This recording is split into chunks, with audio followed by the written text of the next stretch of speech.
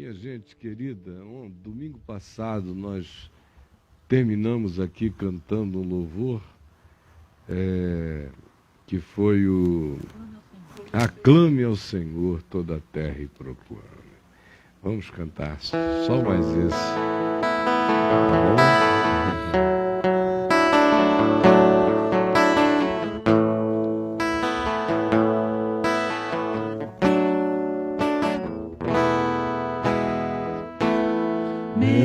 Jesus, Salvador, outro igual não há.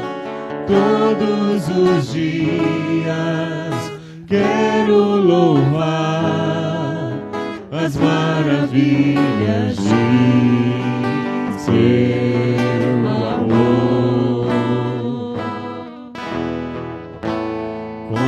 Consolo,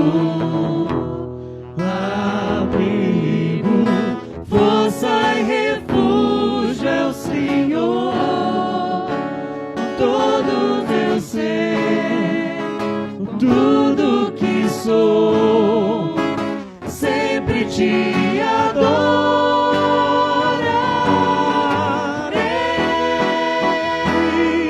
Aclame ao Senhor poder, majestade, louvores ao Rei. Montanhas se prostrem e rujam os mares ao som de teu nome. Alegre te louvo por teus grandes feitos, firmado estarei, sempre te amarei. Incomparáveis são tuas promessas pra mim. De novo? Meu Jesus, Salvador, outro igual não há. Todos os dias quero louvar as maravilhas de teu amor.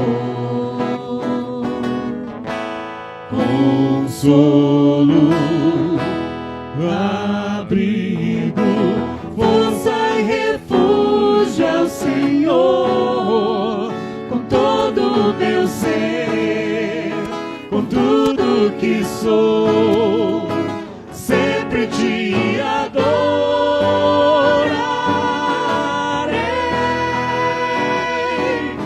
Aclame ao Senhor toda a terra e cantemos poder, majestade, louvores ao Rei. Montanhas se prostrem e rujam os mares ao som de teu nome. Alegre te louvo por teus grandes feitos, firmado estarei, sempre te amarei. Incomparáveis são tuas promessas, incomparáveis são tuas promessas, incomparáveis são tuas promessas pra mim.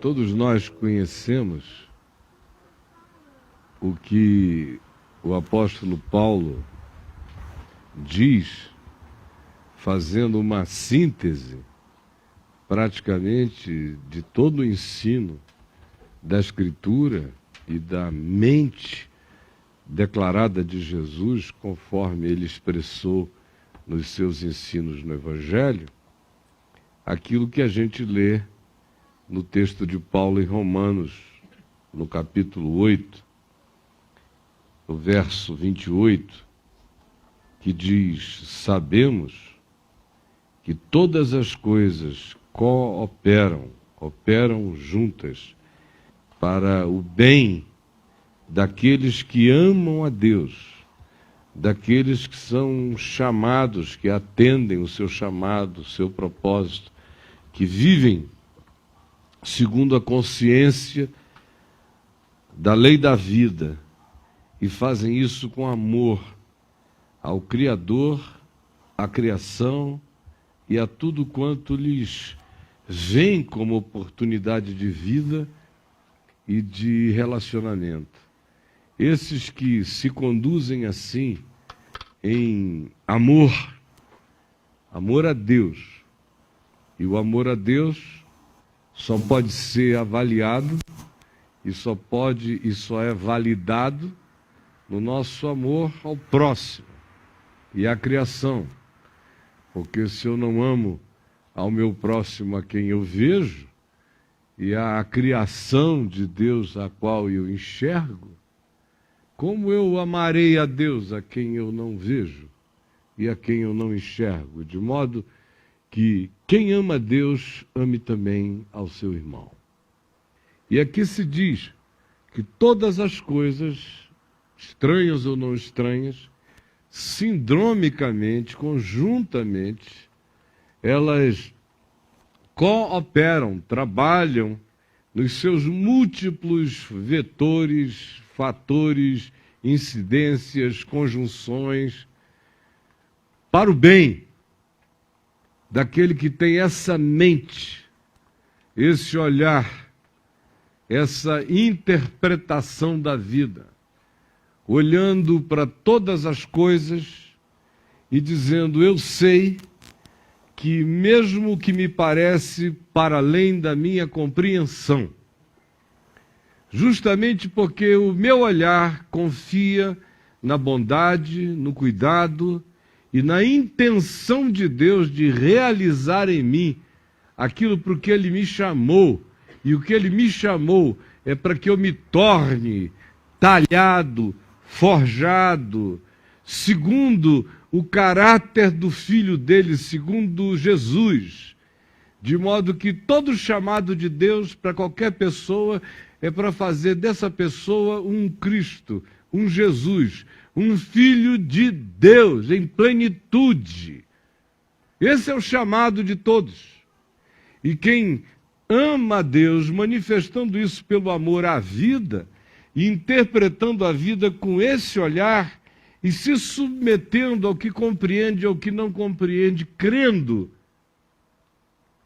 que há um amor acima de tudo, um desígnio acima de tudo, cujo objetivo é realizar em mim a construção de Jesus, para que eu me torne semelhante à imagem do Filho de Deus, para que eu me torne um filho de Deus. Esse é o processo. Saindo da nossa boca, essa é uma confissão que a gente faz sem pensar. Mas quando atinge a nossa vida, para além das compreensões, para além das racionalizações, para além do que seja agradável e chegue com as expressões do desagradável, do perturbador, do absurdo, do incompreensível, do que não faz sentido, aí a declaração disso aqui se torna angustiosa e, por vezes, raivosa, e para alguns como se fosse uma anulação total da mente, fazendo uma declaração naquilo que, de fato, quando está doendo, a maioria não crê. Bom, tendo isso em mente, e colocando-nos dentro dessas múltiplas situações, nas quais nós já estamos, alguns de nós vivendo-as inclusive hoje, de uma quantidade de coisas que cooperam para o nosso bem, mas nós não estamos conseguindo discernir que bem seja esse. que a gente até com a boca confessa que deve ser positivo, mas não faz nenhum sentido aquilo que com os lábios e com uma esperança morrente, às vezes a gente ainda confessa na esperança de que haja uma reversão agradável em nosso favor na circunstância que nos perturbe. O interessante, e eu quero chegar a esse ponto do interessante apenas ao final, é que tudo isto que está aqui é tudo e é nada, faz sentido ou é absurdo, dependendo exclusivamente do meu olhar. Não há nada objetivo no que está sendo dito aqui.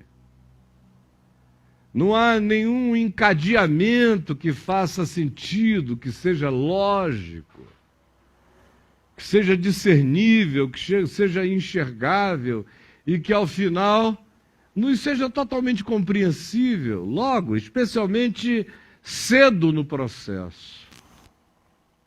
Nada.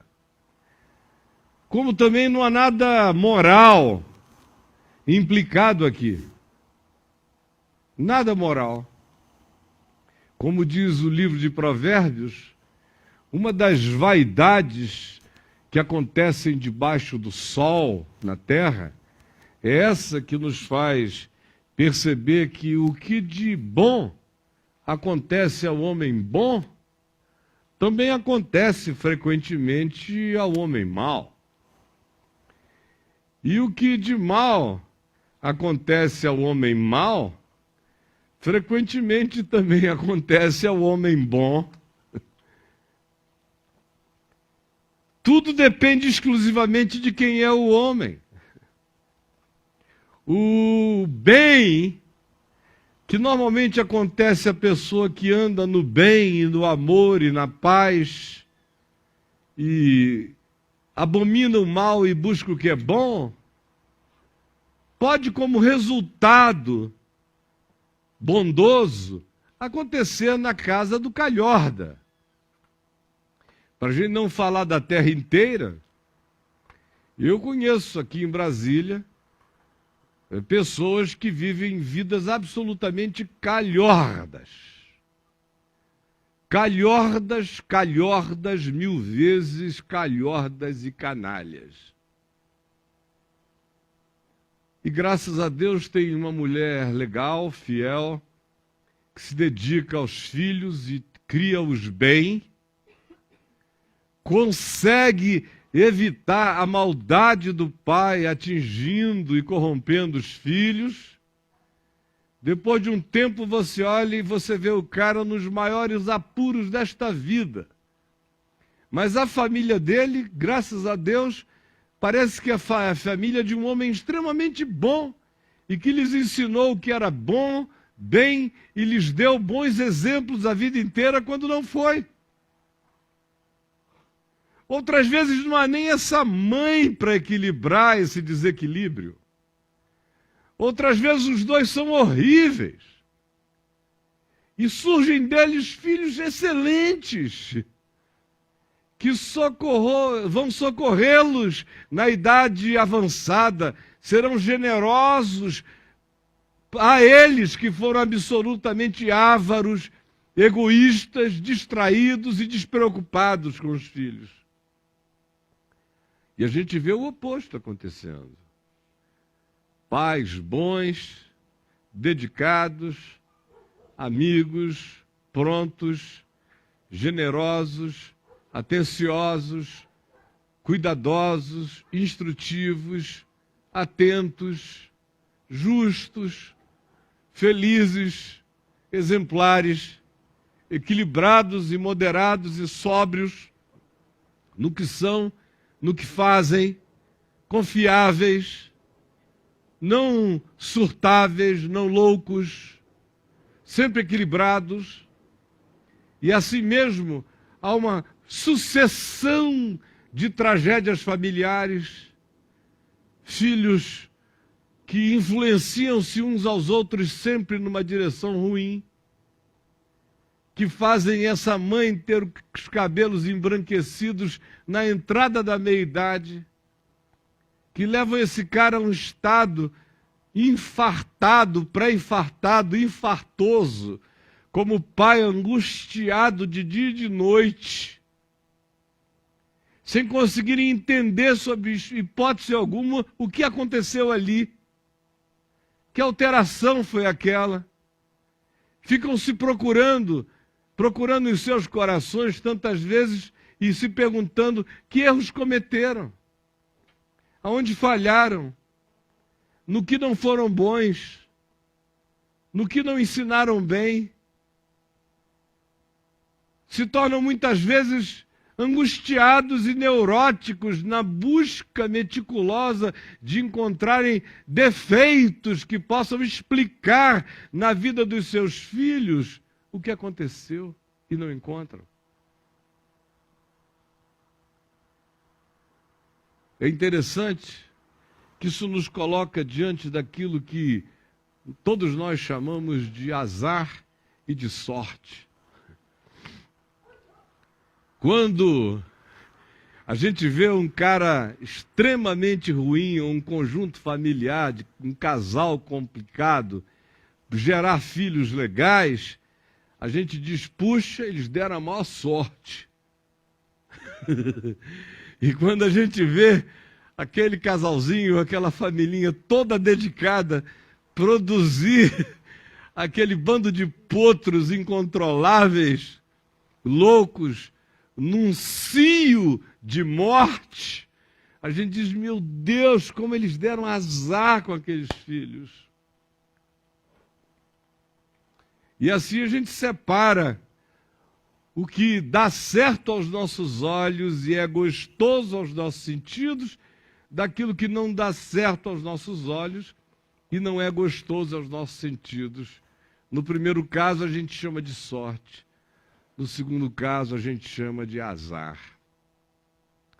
Quando a gente olha, no entanto, para o Espírito de Jesus, para as Escrituras, para a palavra, para o que Jesus ensinou, para o modo como ele tratou o acaso, ou o azar, ou a sorte, ou a calamidade, ou o acidente, ou os incidentes, ou os resultados naturais de determinadas ações consistentes e contínuas de pessoas, ou da própria natureza, trazendo seus vendavais, suas chuvas, suas torrentes, cavando seus abismos, derruindo casas, derrubando torres, engolindo propriedades, tanto faz se de gente boa ou se de gente ruim. Ele tratou cada um desses episódios com uma naturalidade absolutamente diferente daquela com a qual a gente trata. Porque ele não olhou para nada disso numa perspectiva moral. O que seria olhar para isso numa perspectiva moral? É ter, por exemplo, o olhar dos amigos de Jó. Lembram-se da história de Jó e dos seus amigos? Mata esse negócio aí. Mata esse passarinho. Então, é só apertar assim que a gente liquida com ele, ele não morre. Mas para de cantar aqui. Então, olhando para a vida de Jó e olhando para os amigos de Jó, a gente vê, a gente descobre, a gente percebe qual é o modo como, em geral, as pessoas interpretam a dor ou o absurdo. Que foi o que aconteceu a ele. Os amigos dele são os intérpretes mais comuns, mais repetitivos de como as pessoas, em geral, interpretam a dor inexplicável. E a dor mais inexplicável, o conjunto de desencontros mais inexplicável é aquele que cerca a vida do homem ou da mulher bons, justos, serenos, calmos, sensatos e tranquilos. Quando acontece algo assim, com alguém do mal, por assim dizer, com atitudes perversas, egoísta, autocentrado, ególatra, desafeiçoado, não solidário, centrado exclusivamente em seus caprichos, desejos, prazeres, vontades, obsessões, a gente até olha e acha que foi natural. Não, também ele estava buscando isto, né? E aqui no Congresso tem um monte de gente buscando isso, não acontece nada com eles. Renan Calheiros foi reeleito, desculpem. Está aí, está tudo bem. Agora, quando você vê a freirinha católica lutando por uma causa justa e no dia seguinte está toda perfurada de bala por ação de jagunços, o nosso sentido de injustiça cresce imediatamente na mesma hora contra aquilo. E a gente quer saber onde estava Deus, porque Deus aconteceu, deixou acontecer, porque Deus não interferiu, porque anjo nenhum fez nada. Por que a gente interpreta assim? Exclusivamente por causa do nosso olhar moral das coisas. O que aconteceu com Jó, eu dizia, é exemplo disso. Porque ele era um cara do bem, do começo ao fim. E acontecem todas as calamidades da vida com ele. Acontece o que a gente pode chamar de acidente natural, que é quando um raio cai na cabeça ou na casa dos filhos dele, onde todos os filhos estavam comendo, bebendo, se confraternizando, e morreram todos de uma única vez. Por que morreram esses filhos de Jó? Alguém diria, um acidente natural. Mas os amigos dele disseram, algum pecado trouxe aquele raio. Outra calamidade que lhe aconteceu, todos os seus bens foram saqueados por caldeus, por tribos assaltadoras que vieram e deram contra o patrimônio dele, as fazendas dele, e foi tudo levado. Ele foi espoliado. Aí vai ficando mais grave. Ou não? Claro que não. Porque qualquer um pode ser assaltado, o homem bom e o homem mau. O que é mais grave de tudo até então é raio cair na cabeça dos filhos. Para nós parece a perseguição divina das perseguições divinas contra o cara. Aí outras coisas vão acontecendo. Fenômenos naturais, coincidências negativas como assalto, roubo, ou incidências se os filhos não estivessem, ou se as propriedades, os patrimônios não estivessem sendo pastoreados pelos pastores dele, o rebanho, naquele dia, naquela hora, naquela campina, talvez ele não tivesse tido todo o prejuízo que teve, mas infelizmente estavam. Que azar de Jó!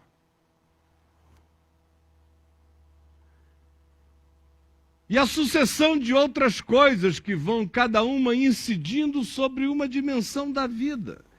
E para os amigos dele a interpretação era uma só. Esse cara é dissimulado. Ele deve fazer um bocado de coisa, varrer para debaixo do tapete. Ele conhece a arte do engano. Tem um grande pecado, tem uma cabeça de jumento enterrada embaixo da cama de Jó. Ele tem algum pacto com as trevas, esse cara, embora seja um anjinho de luz. Vai ver que ele violentava as filhas. Aí se começa a buscar ilações e explicações.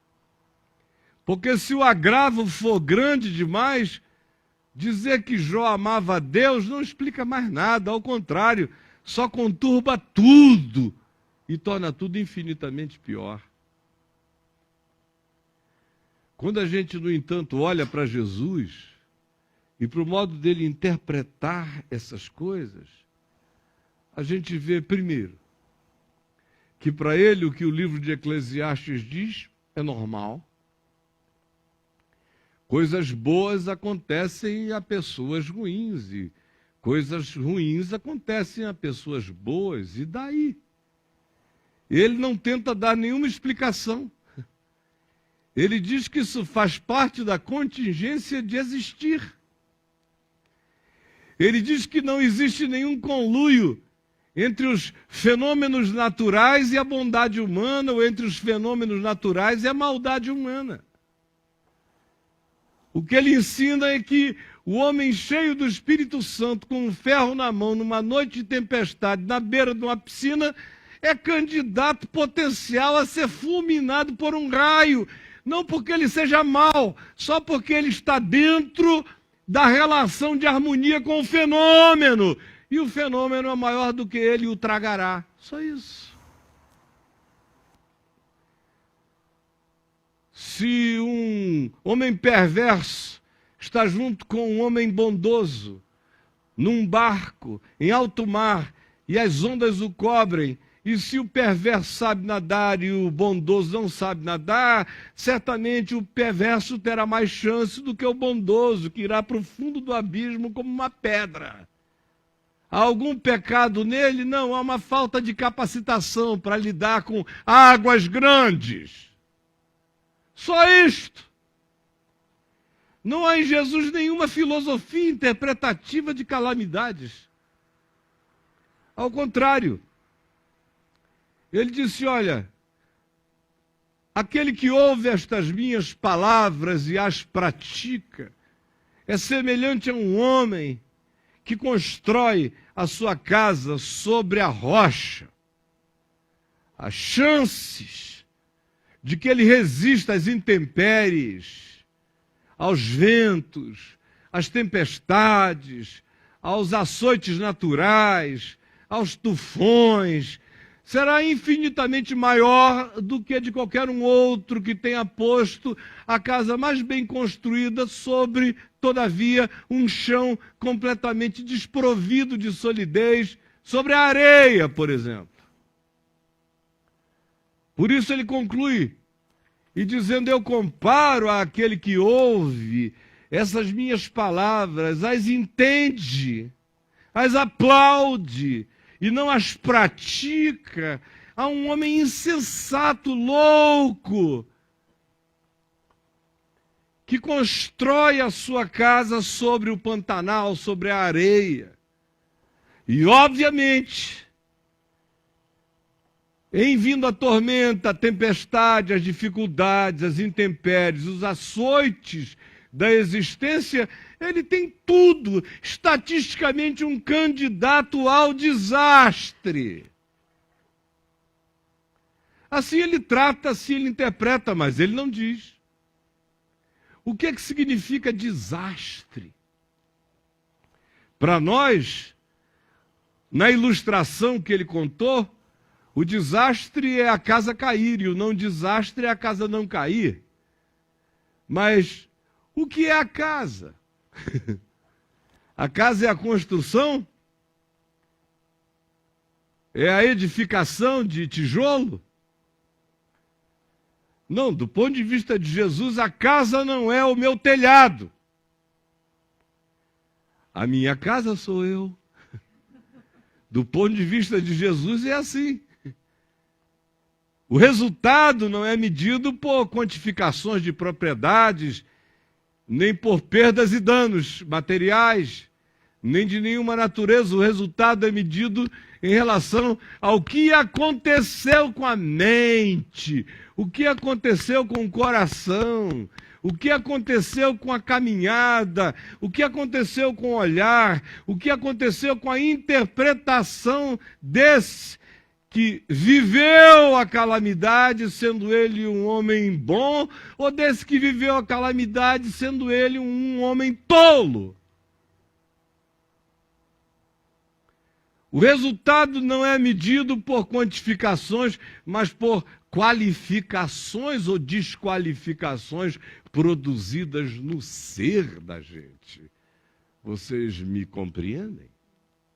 Ora, indo adiante, em Lucas, no capítulo 13, a gente ouve dizer que pessoas se aproximaram de Jesus, falando a ele sobre o que tinha acontecido de trágico com um grupo de judeus galileus na região ali de Tiberíades, que tinham resolvido fazer um sacrifício a Deus, imolando alguns animais, ovelhas, coisas do gênero, num sacrifício que era proibido em Israel. Os sacrifícios deviam ser todos feitos no templo de Jerusalém. E Herodes, provavelmente querendo fazer uma média com os sacerdotes assassinos e corrompidos lá do templo de Jerusalém, Herodes, que era um bicho horrível, de uma descendência herodiana de ancestrais perversos, para fazer essa média, mandou matar os galileus que estavam fazendo esse sacrifício na Galileia e misturou o sangue deles com o sangue dos animais que eles estavam ofertando em sacrifício e culto a Deus. E isso chegou aos sentidos da população toda de Israel como algo de um agravo extraordinário, não porque seres humanos tinham sido mortos por essa banalidade, por esse capricho político de um rei perverso, agradando autoridades religiosas igualmente perversas. Não. Causou-lhes a perplexidade, na realidade, foi o fato de que essa oferta foi misturada, a mistura do sangue deles com o dos animais. Perder a vida nem tanto, mas não misture meu sangue com o sangue de bode. Como a religião ensina os caras a pensar. A vida em si tem menos importância do que a simbolização da mistura feita lá depois, do que a essa alquimia bruxa que Herodes fez. E trouxeram este assunto para Jesus interpretar. Queremos a tua interpretação. Estavam crentes que Jesus ia dizer, mas é claro, também pudera.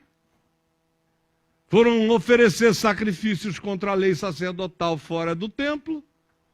Na região daquele Herodes malvado, estavam chamando para si calamidade. Portanto, o que eu tenho a dizer é que eles mereceram o que tiveram. Era a esperança deles que Jesus assim dissesse.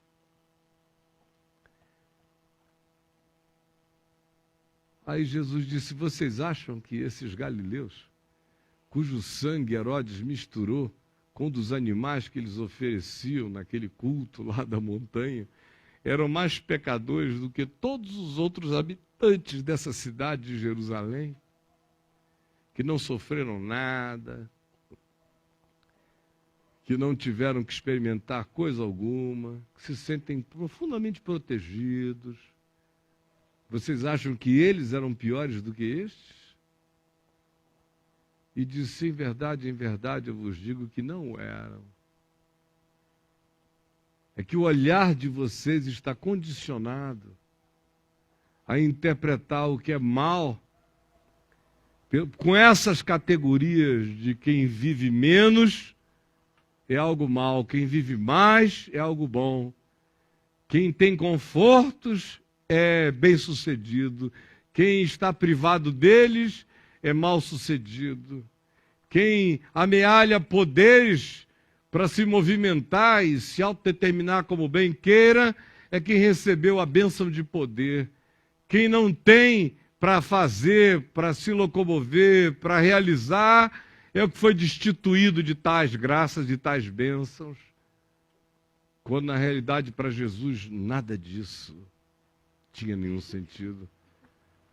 Afinal de contas, se ele fosse pensar que a vida tinha que ser interpretada assim, ele tinha que dizer aos seus discípulos: afastem-se de mim, porque eu sou o mais amaldiçoado de todos os homens. E a prova disso é que serei estuprado na cruz dentro de pouco tempo, porque eu mereço. Porque eu mereço. E prosseguiu. E incluiu agora uma outra forma de coisa, de tragédia, porque no caso dos galileus, na Galileia, eles aparentemente tinham semeado e tinham colhido. Mas o outro caso que ele menciona é sobre um acidente na Torre de Siloé. Era como se alguém dissesse que umas pessoas tinham ido visitar o Cristo Redentor, e quando eles estavam embaixo do Cristo, o Cristo desabou. O que tu achas disso? Interpreta para nós. Todo religioso é evangélico doido desde sempre, não é? Que é sempre essas interpretações malucas. Aí Jesus disse: o que? Vocês estão pensando que esses carinhas aqui, esses 18 que estavam subindo a Torre de Siloé para dar uma vista lá de cima da cidade, uma panorâmica da Fonte de Guion, Vale do Cedron, Betfagé, Monte das Oliveiras, Ofel, o templo, pináculo, toda aquela visão que do monte da Torre de Siloé você tem até hoje? Vocês estão pensando o quê? Que eles são mais pecadores e que aquele acidente revela que Deus não aguentou o peso moral deles e por isso a torre desabou? E Jesus disse: não, foi só um acidente. Foi só mais peso do que a torre aguentava. É maravilhoso esse senso de engenharia civil de Jesus.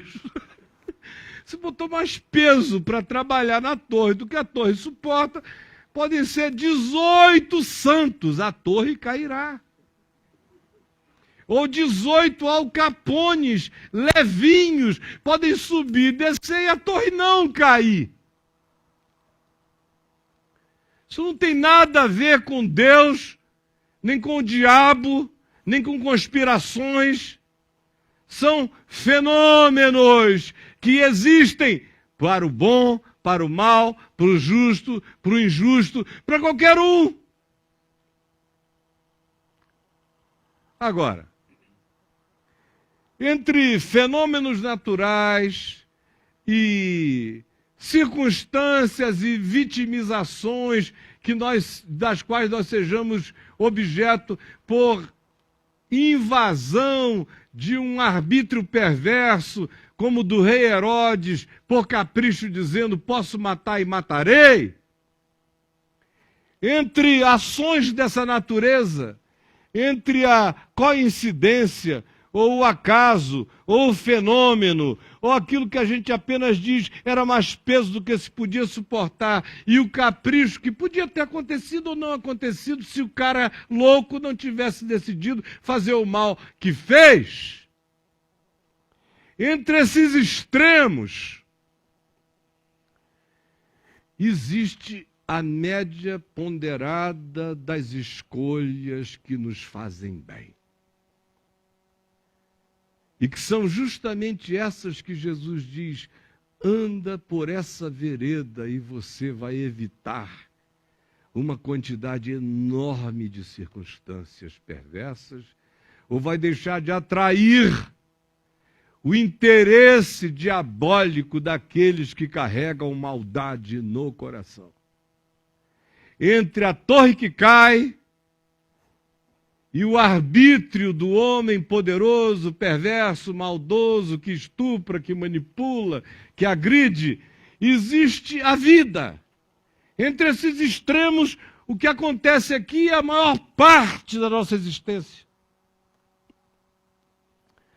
E Jesus disse, é para essa naturalidade da vida, para esse modo de ser, que eu lhes digo que aquele que guarda as minhas palavras pode até morrer de um raio na cabeça, mas não vai morrer por causa de uma maldade praticada. Pode até ser objeto de maus tratos, mas terá sido porque fez o bem e não porque fez o mal. Pode até ser perseguido, mas será porque a sua generosidade, bondade, solidariedade e justiça são sentimentos alienígenas em relação ao mundo perverso onde eles habitam e que, em encontrando uma pessoa boa, a perseguem porque a bondade de alguém provoca os outros a enxergarem a monstruosidade das suas atitudes e olhares, eles não querem se enxergar, então maltrate o diferente bondoso. Pode acontecer, mas você evitará uma quantidade enorme de coisas. Você vai evitar aquilo que mais arrebenta a gente na vida. O que mais nos arrebenta na vida não são raios na cabeça, nem torres que caem, nem acidentes, nem azares. O que mais nos arrebenta é burrice. Burrice, idiotice, insanidade, orgulho, insensatez, morte da consciência, existência só pulsionada, irrefletida, irreflexiva. São as coisas que mais nos destroem. Os raios que nos consomem são aqueles que vão de nós para as nuvens e voltam. Não caem do céu, são raios do chão, como os do Brasil, procedem dos nossos pés. São os que mais nos atingem. Por exemplo, você ouve Jesus dizer, não resista ao perverso. Com a maior quantidade de tragédias que nos acontecem porque a gente resolve ou brincar com o perverso, se associar com o perverso, ou brigar com o perverso. O perverso faz mal em qualquer perspectiva. Case com ele, você está literalmente ferrada, ou ferrado, por todos os meios e possibilidades de ferração. Seja ele, seja ele ela, desde que seja perverso. Associe-se a ele, você está contratando calamidades. Ou então, resolva ser inimigo dele, hostilizá-lo e bater de frente o tempo todo. Você vai ser devorado. A menos que você seja um outro perverso. Aí vocês podem até se comer vivos. Mas é óbvio que será trágico para vocês dois perversos. Jesus diz, deixe os perversos enterrarem os seus próprios perversos. Mas quanto a vós outros, que dizeis que quereis ser meus discípulos, construam a sua casa sobre as bases da paz. Busquem a paz, empenhem-se por alcançá-la. Afasta-te do mal e busca o bem. Ama o que é bom. Busca a paz, empenha-te por ela. Se o teu inimigo tiver fome, dá-lhe de comer. Se tiver sede, dá-lhe de beber. Isso é um modo de destruir o perverso. Ao mesmo tempo que ele diz, não alimente porcos com pérolas. Eles não dão nenhum valor a elas. Você encontra um suinão enorme, abre o depósito do seu coração e tira as suas joias de verdade, fidelidade, preciosidade, sinceridade, amor, compromisso, carinho, memórias preciosas, íntimas, e serve ao porcão. Jesus disse: ele vai desprezá-las e voltar-se-á sobre ti e te devorará vivo.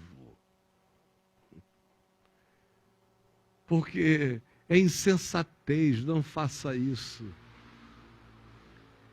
Ele olha para nós e diz: não vos vingueis a vós mesmos, porque a vingança desencadeia um processo incessante de morte, de ódio. O que é que você prefere? A vingança tópica e ficar sob um espírito de vingança o resto da sua existência, ou parar o desafio tópico para a vingança e abraçar um projeto de paz para a sua existência? Olhe em volta. Olhe para você. Quais são as coisas que mais lhe tem de perturbado? São torres que caíram na sua cabeça? Não.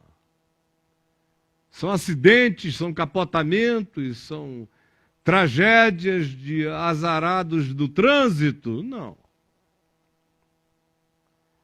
que mais tem acontecido? O que mais tem chamado o que você chama de minha dor, minha angústia para a sua vida? Olhe em volta, olhe para dentro de você, para a sua vida, seu casamento, seus relacionamentos, seus vínculos, sua história. Claro que tem gente aqui traumatizada, topicamente, com choques, mortes súbitas, atropelamentos, torres que caíram na cabeça, mas são a exceção. O que mais nos exaure, nos arruína, nos destrói é a burrice. É jogar pérolas aos porcos, é resistir aos perversos, é resolver se vingar por si mesmo. É viver uma vida de aparência, de fachada, só para fora, só da cara para lá, só de performance, só de teatralidade, sem essência, sem sinceridade, sem verdade. É isso que mais nos destrói, nos arruína, nos faz chorar, nos acabrunha, nos deprime, coloca em nós ânsias de morte sem que a gente consiga explicar. Enquanto nós cantávamos o último hino que eu pedi para cantar, aclame ao Senhor toda a terra, eu pedi justamente por causa do que eu ia dizer aqui agora.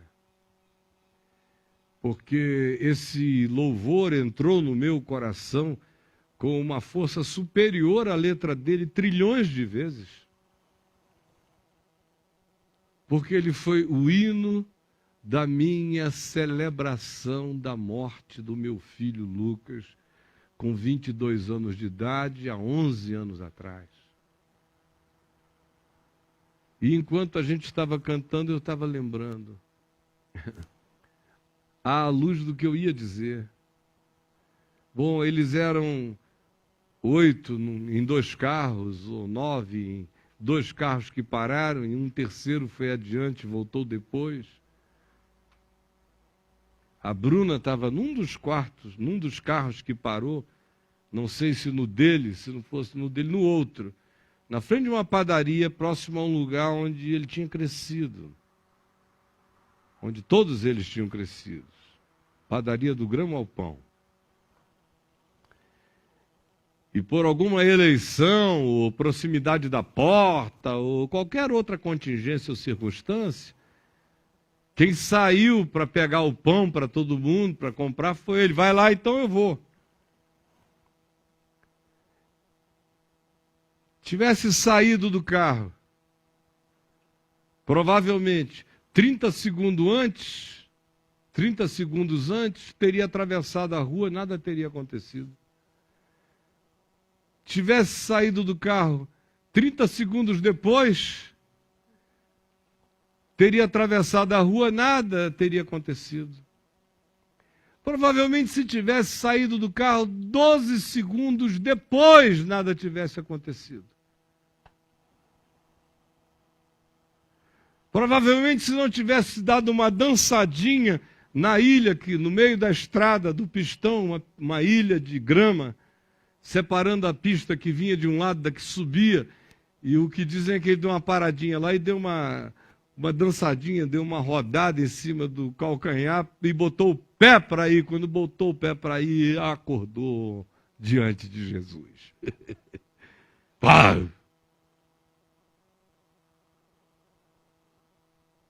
E esse louvor foi a minha celebração da soberania de Deus. Porque quantas vezes eu não me perguntei por quê? Nenhuma. Isso é uma pergunta que não existe na minha cabeça. Se vocês me disserem, todos os seus filhos e netos estavam juntos no mesmo lugar e todos morreram na mesma hora, Deus sabe que eu não sei fazer essa pergunta. A mesma coisa já aconteceu nesse mundo com milhões de pessoas. E eles não tiveram resposta, eu não tenho a presunção de querer a resposta. Na realidade, eu nem quero, eu nem tenho a curiosidade.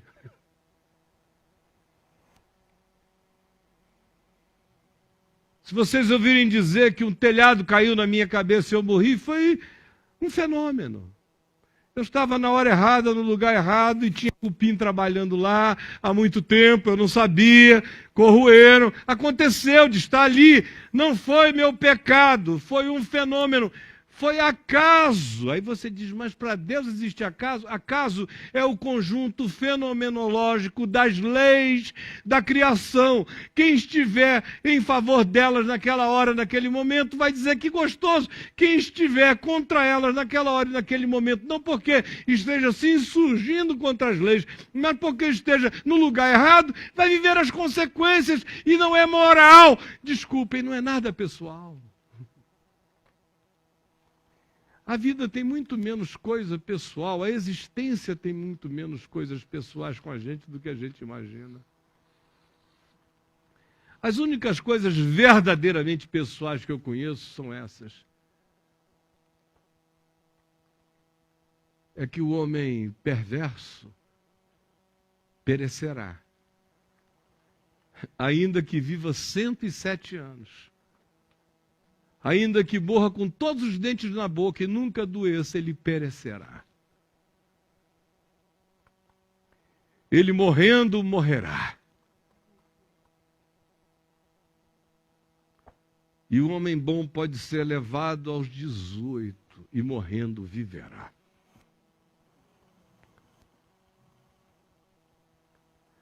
Eu sei que bem sucede aos que amam a Deus, amam ao próximo e buscam viver vidas simples, afastando das suas existências os complexismos que pervertem o caminho singelo da sabedoria na nossa vida. A esses, frequentemente, tudo lhes vai bem, até quando o telhado cai nas suas cabeças. A gente diz, aqui foi acidentado um homem bom.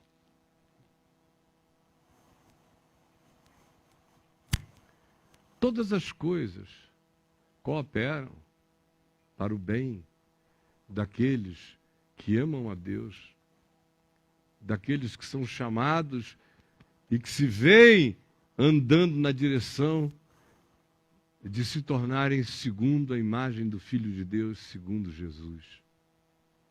Para esses, a vida não é medida por quantidade de acidentes ou não acidentalidades. Para esses, a vida não é medida porque houve uma sinfonia de harmonias irretocáveis no ambiente de suas famílias ou em relação àqueles que eles querem bem.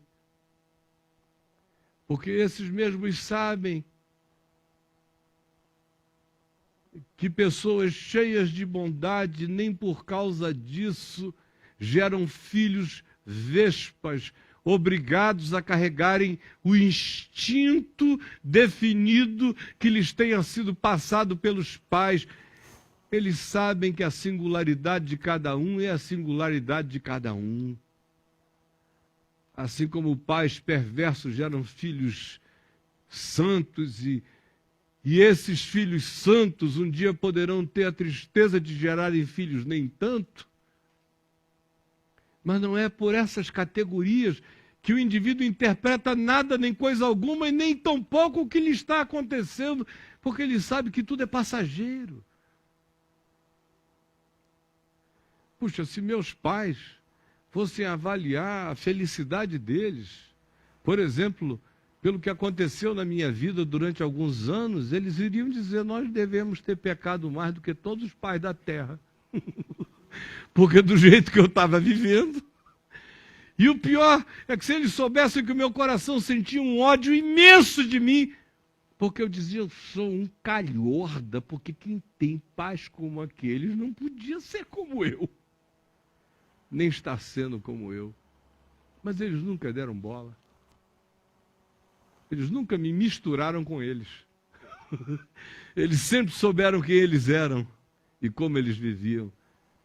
E que o caminho de bondade que eles seguiam era para eles inafastável, irretorquível, irreversível.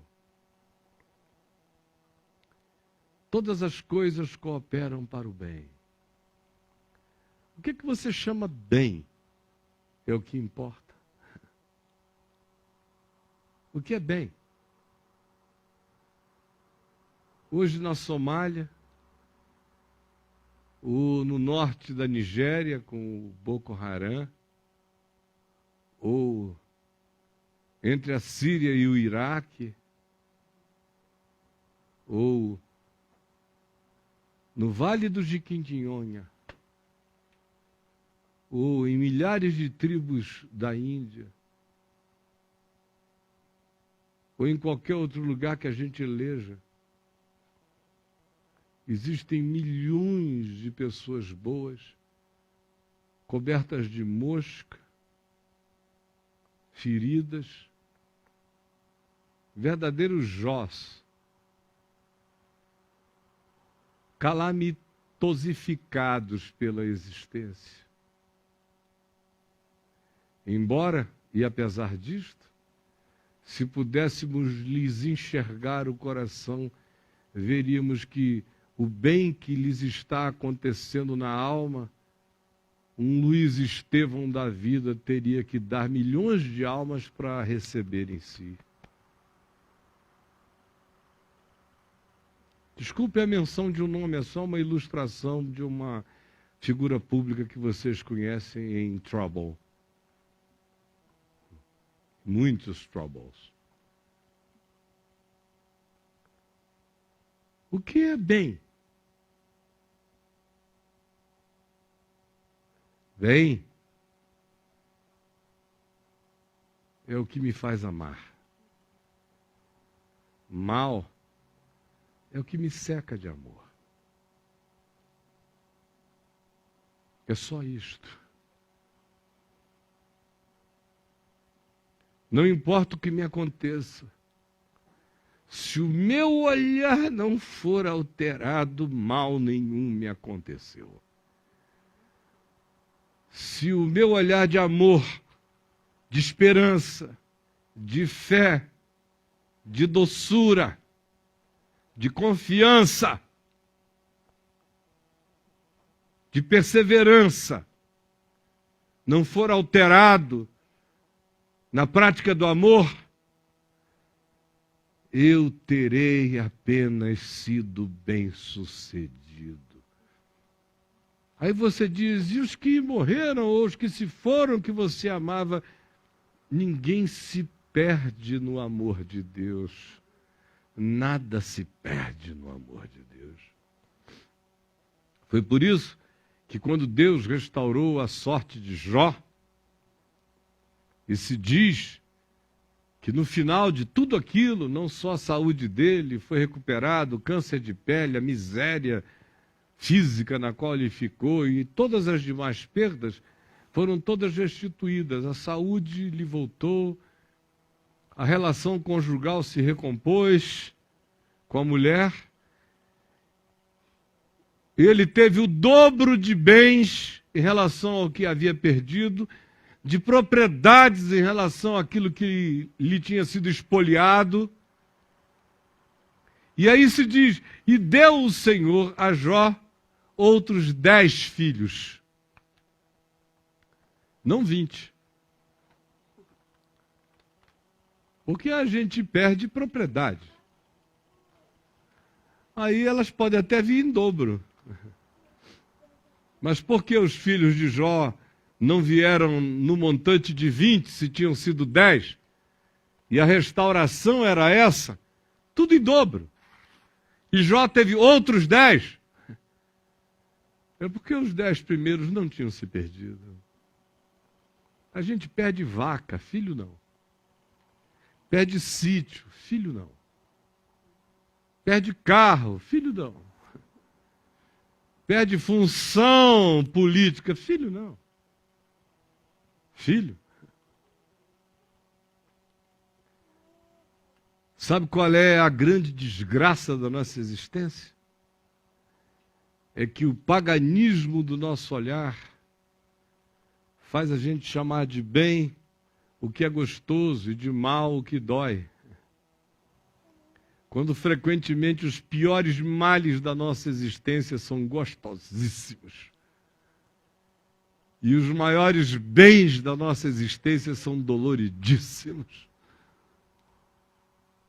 Quando frequentemente o que mais nos vicia, nos corrompe, nos deteriora, é a nossa sensação de bem-estar, que nos conduz à perdição, que nos anestesia, que nos droga, que nos corrompe. E frequentemente, o que realiza os maiores bens na vida da gente é o que nos lembra da nossa idiotice, nos relativiza nos nossos orgulhos, nos desconstrói nas nossas presunções e nos faz enxergar com nitidez o que se projeta para a vida eterna, o que transcende a circunstância, ao momento, ao espaço-tempo. Mas Jesus nos ensina que tudo volta para o olhar. Vejam, quando lhe perguntaram, e aqueles galileus que Herodes misturou os sangues lá?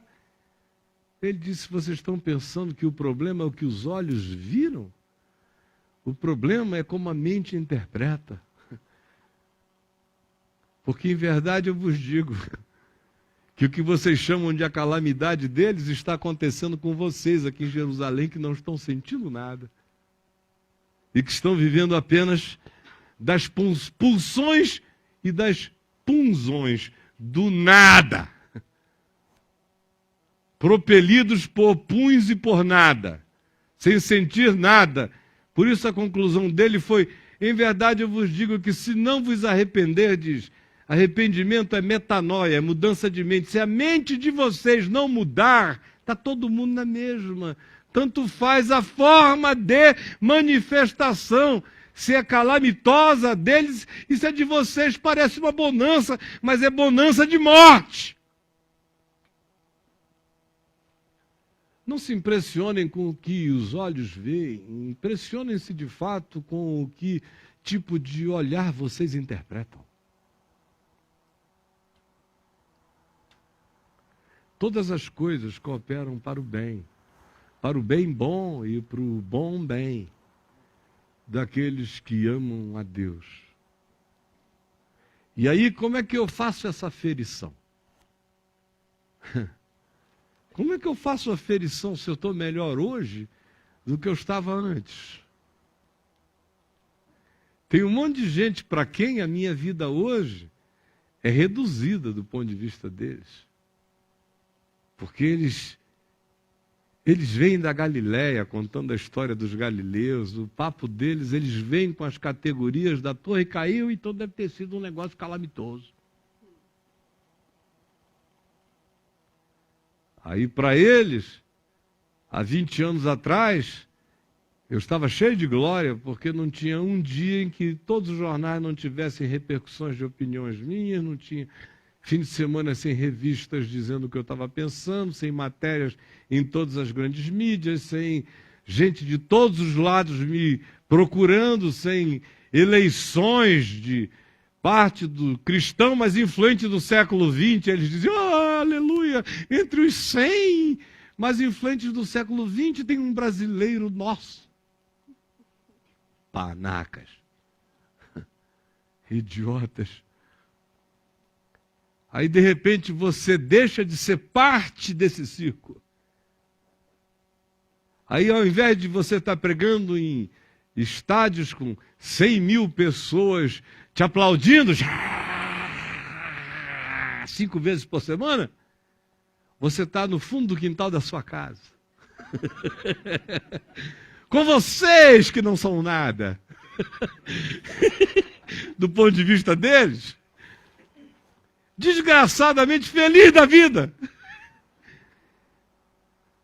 Ainda tem alguém que chega na televisão e diz assim, é um derrotado, com a vida acabada. Se ele soubesse o bem que me foi feito, a leveza que me foi dada, a glória com a qual eu fui vestido da simplicidade das alegrias vigentes e contemporâneas, se eles soubessem os meus significados, se eles entendessem quais são os meus tesouros.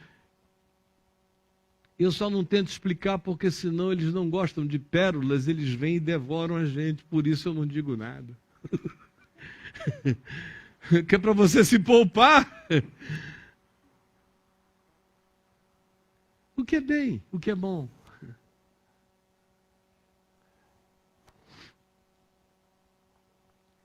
Todas as coisas, quando a gente tem esse olhar, elas todas conspiram. Não importa se está doendo, se não está doendo, se é desconfortável, se diminuiu o poder, se o chão ficou mais curto, se o telhado encolheu, se a cama é menor, nada disso importa mesmo. Você avalia o bem pela paz. A coroa de todo bem é paz. Quem está bem está em paz. Quem está bem está amando mais. Quem está bem não tem medo. Não porque não tenha nada a perder no sentido suicida da declaração. Não tem nada a perder porque não tem como perder o que é dele. Não está disponível para nenhum saque que venha nem do céu, nem da terra, nem do diabo, nem do inferno.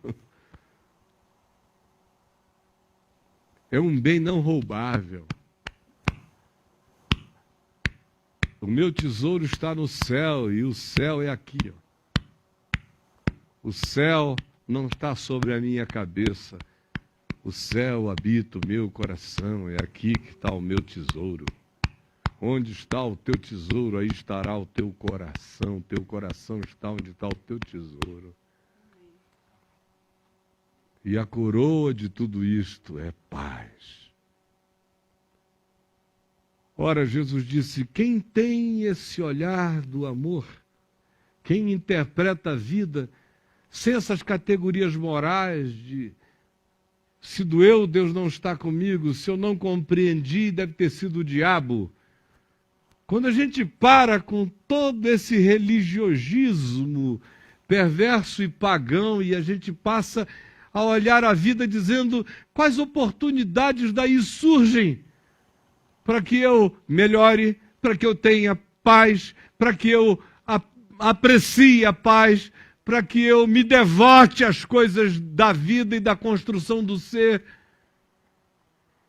Na realidade, ninguém tem que saber por quê. A gente tem que se oferecer apenas para que, seja qual seja a incidência do artífice me modelando, me esculpindo, me trabalhando, eu me apresente maleável e confiante de que o produto que daí advirá representará o melhor de mim. Minha melhor versão serei eu, pacificado no amor de Deus.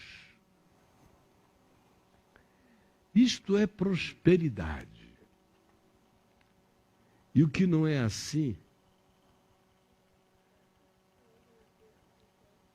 é apenas propriedade, liquidez financeira, saúde orgânica mensurável, ou relacionalidades passageiras em estado temporário de não conflituosidade. Nada além disso. Hoje, nós vamos tomar a ceia do Senhor juntos aqui, e o pessoal que está nos assistindo no Brasil e no mundo todo vão tomar.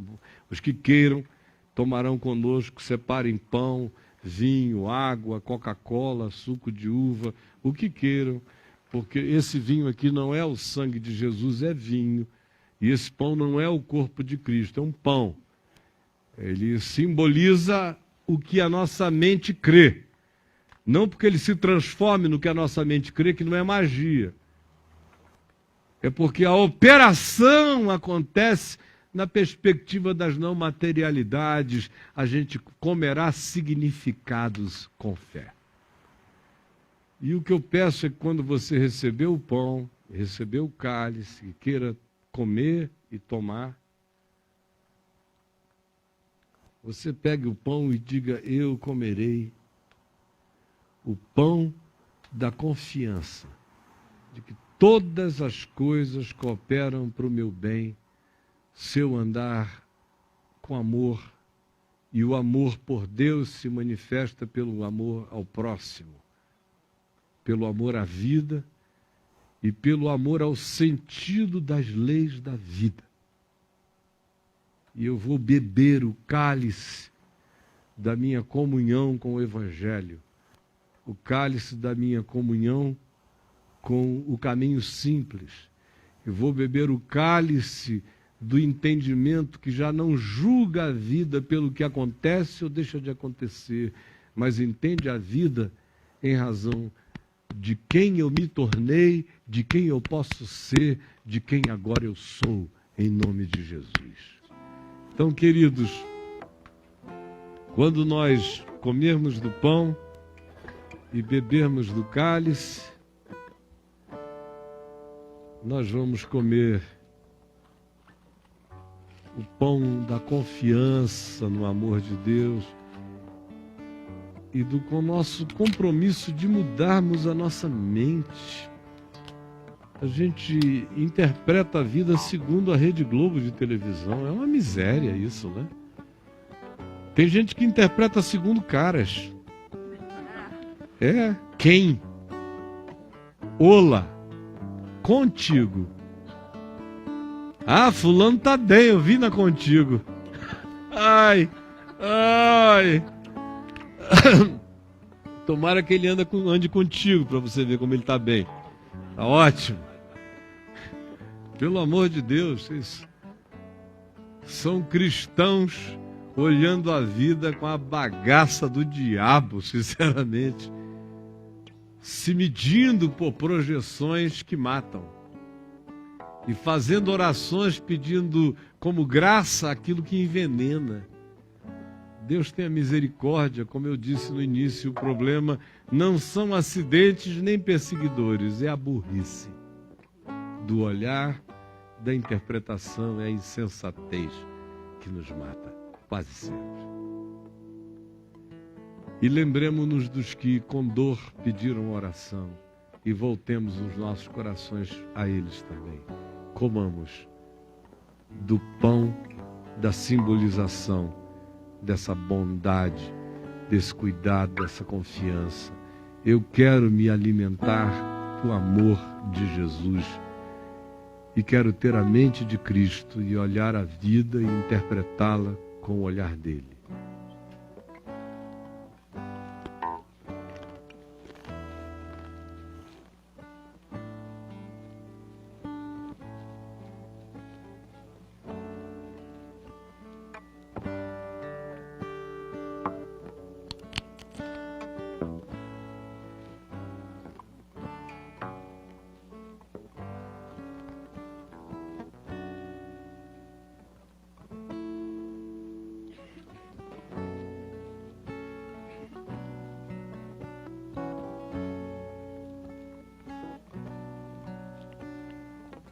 Jesus, depois de ter comido o pão, tomou um cálice e o deu aos seus discípulos, dizendo-lhes: este cálice é a nova aliança no meu sangue. Todas as vezes que o beberdes, faze isso em memória de mim. Bebamos o sangue da verdadeira vida, que não é, de modo algum, a existência banal, tola, medida pelo que cai ou pelo que não cai, mas é a vida que se qualifica para a vida eterna. Bebamos todos.